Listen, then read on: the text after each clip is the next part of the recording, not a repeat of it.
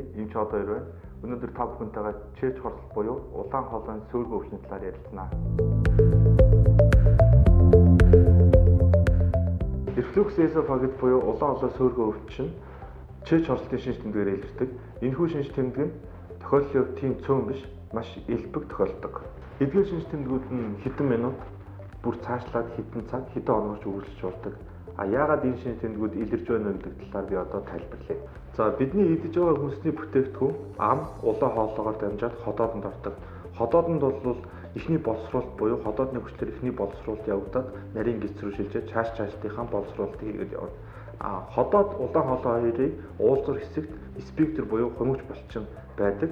Энэ булчингийн үйл ажиллагаа алдагдсантай холбоотой ходоодны хүчлэлэг агуулгадах улаан хоолойроо буцаад эндээс чээж хорсох шинж тэмдэг маань илэрдэг юм аа. Чээж хорсох энэхүү шинж тэмдэг хэнд илүү тохиолдох вэ? Жирэмсэн эмэгтэйчүүд, жингийн идвэдэлтэй хүмүүс, байнгын стресс төрөлжтэй хүмүүс, хооллолтын буруу зуршилтай хүмүүс, согтууруулах ундааны зөв бос хэрэглээтэй хүмүүс. Хэрхэн урьдчилан сэргийлэх вэ?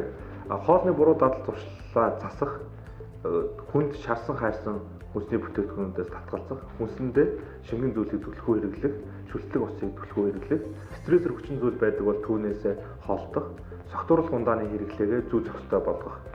Эдгээр урьдчилан сэргийлэх аргуудыг хэрэглэсэн ч таны чээж хорсох шинж тэмдэг хэвээр байгаа бол та заавал эмчид очиж үзүүлээрэй.